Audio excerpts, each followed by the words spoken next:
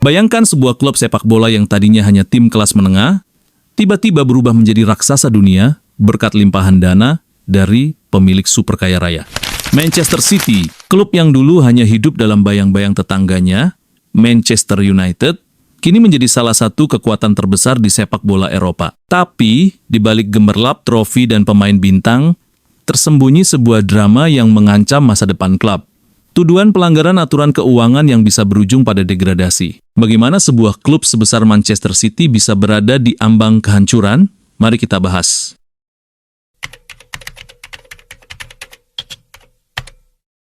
Jadi, ini ceritanya, dulu ada klub sepak bola asal Inggris, Manchester City, yang tadinya cuma tim biasa-biasa aja. Mereka nggak sepopuler tetangganya, Manchester United, yang udah jadi raksasa sepak bola dunia. Tapi, semuanya berubah pas tahun 2008, ketika seorang syekh kaya raya dari Abu Dhabi, yaitu Sheikh Mansur, datang dan membeli klub ini. Nah, Sheikh Mansur ini bukan sembarang orang, dia punya duit yang banyak banget, dan dia punya visi buat bikin Manchester City jadi salah satu klub terbesar di dunia. Dengan duit yang melimpah, Manchester City langsung beli pemain-pemain top.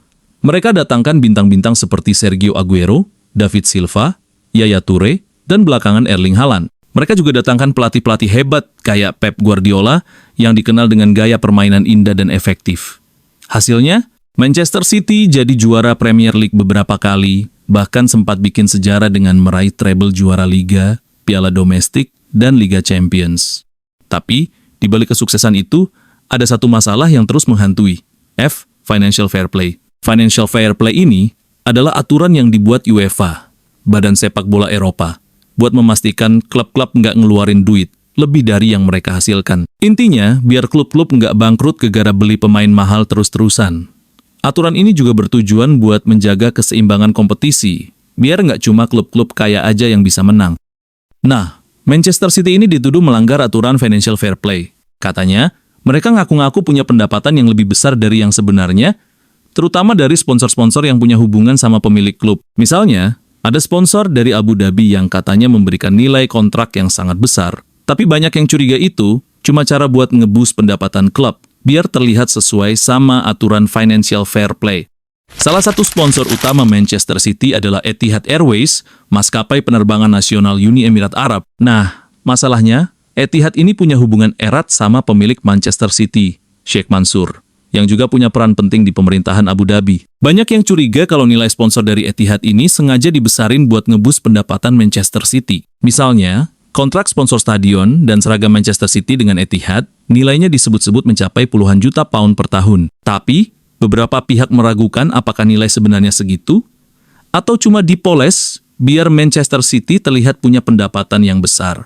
Cerita ini makin panas pas tahun 2018, ketika ada email-email internal Manchester City yang bocor ke media. Email-email ini menunjukkan kalau manajemen Manchester City mungkin udah memanipulasi pendapatan mereka buat memenuhi aturan Financial Fair Play. Salah satu email yang bocor ngasih tahu kalau sebagian besar pendanaan sponsor Etihad sebenarnya berasal dari perusahaan milik Sheikh Mansur sendiri. Artinya, ini kayak uang dari kantong kiri masuk ke kantong kanan, tapi dibuat terlihat seperti pendapatan legit dari sponsor eksternal. Email-email ini jadi bukti kuat buat UEFA buat ngejegal Manchester City. UEFA pun mulai investigasi serius, dan pada tahun 2020, mereka menghukum Manchester City dengan larangan main di Liga Champions selama 2 musim. Hukuman itu bikin gempar, karena artinya salah satu klub terkaya di dunia nggak bakal bisa main di kompetisi paling bergengsi di Eropa. Tapi Manchester City nggak tinggal diam. Mereka naik banding ke Pengadilan Arbitras Olahraga, CAS, dan akhirnya hukuman itu dibatalkan. Kenapa Manchester City bisa menang banding? Ada beberapa alasan. Pertama, CAS bilang kalau beberapa bukti yang dipakai UEFA udah kadaluarsa atau nggak cukup kuat buat membuktikan pelanggaran serius. Misalnya email-email yang bocor itu dianggap nggak bisa dipakai sebagai bukti utama karena sumbernya diragukan. Kedua, CAS juga nemuin kalau UEFA udah nggak ngikutin prosedur yang benar dalam investigasi mereka. Beberapa langkah investigasi dianggap nggak transparan dan nggak adil buat Manchester City. Dan yang terakhir, CAS bilang kalau Manchester City nggak terbukti punya niat jahat buat melanggar aturan Financial Fair Play. Mereka nganggap pelanggaran yang dilakukan Manchester City lebih ke kesalahan administratif daripada upaya sengaja buat menipu.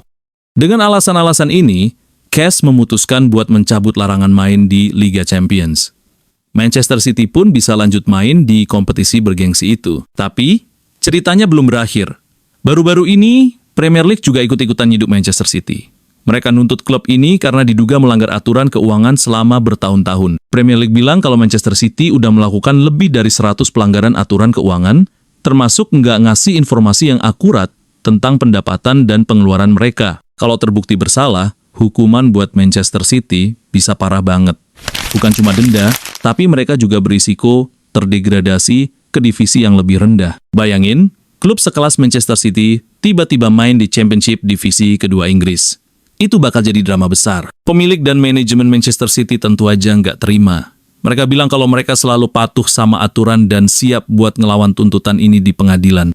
Tapi yang jelas, cerita Manchester City ini jadi bukti kalau sepak bola nggak cuma soal Golden Trophy, tapi juga soal uang, kekuasaan, dan aturan yang kadang bikin pusing kepala.